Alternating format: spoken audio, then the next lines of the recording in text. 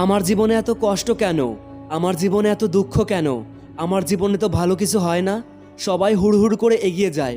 কত সুন্দর career, graduation হয়ে যায়, সরকারি চাকরি হয়ে যায়, ব্যবসায় তো লালে লাল।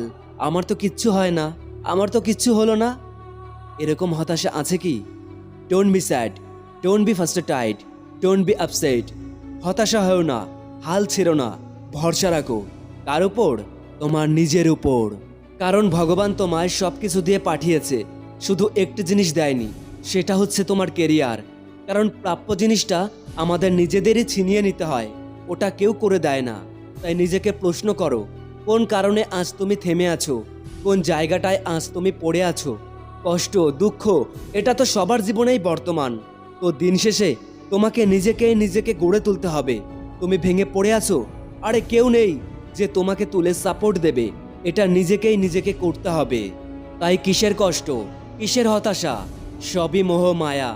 একটু ভালো করে ভেবে দেখো তো, আজ যে বিষয়টার জন্য তুমি কষ্ট পাচ্ছ, তুমি দুঃখ পাচ্ছ, সেই জিনিসটার প্রতি যখন তোমার ফিল চলে যাবে, তখন কি সেই কষ্টটা আর থাকবে? তাই এই কষ্ট, হতাশাগুলিও এক প্রকার অ্যাট্রাকশন। তাই সব কিছুকে সিরিয়াস মনে করে নিয়ে চললে কোনো লাভ নেই, বরং ভুলে যাও সেই জিনিসটি। ক্যাজুয়াল থাকুক প্রতিটি বিষয়ে, শুধু সিরিয়াস থাকতে হবে নিজের জবের উপরে। আসলে আমরা মানুষগুলি বড্ড বোকা, বেশি কিছু হতে দেখলেই যেন ভেঙে পড়ি। আরে ভাই, ভেঙে পড়ার নাম যদি জীবন হয়, তাহলে বেঁচে থাকে লড়াই করার নাম কি হতে পারে? এটার জবাব কি কারোর কাছে আছে? নো, আমি জানি এটা কারোর কাছেই নেই। তাই একটা কথা মনে করিয়ে দেই, আমরা মানুষ, সবাই সব কিছু করতে পারি। কত টেকনিক এখনের পৃথিবীতে, কত উন্নয়নের শহর, তবুও সব কিছুর মাঝে একটা জিনিস আজও কোনো সায়েন্টিস্ট, আজও কোনো মেডিকেল তৈরি করতে পারেনি। আর সেটা কি জানো? সেটা হলো চিন্তা, টেনশন, কষ্ট, দুঃখ, হতাশার কোনো ওষুধ। কারণ তুমি হয়তো জানো না, মানুষ সব কিছু জানলেও, বুঝলেও, সব কিছু করতে পারলেও এই একটা জিনিস কোনো দিনও চায় না, আর সেটি হলো কষ্ট, দুঃখ, ডিপ্রেশন। কিন্তু এই জিনিসগুলোই কোনো মানুষ জাতিকে ছাড়ে না। হ্যাঁ, এটাই হাকিকাত। আর এর সমাধান আজীবনেও মিটবে না।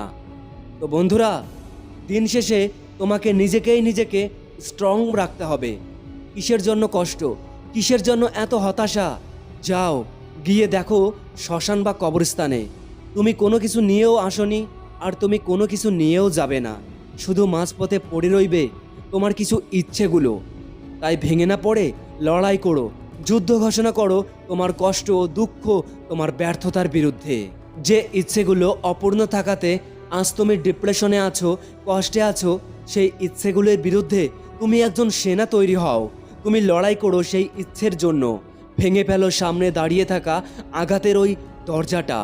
কারণ তুমি ছাড়া তোমাকে সঠিক পথে, সঠিকভাবে আর কেউ নিতে পারবে না। তাই চোখের জল নয়, মনের জোরকে কাজে লাগাও।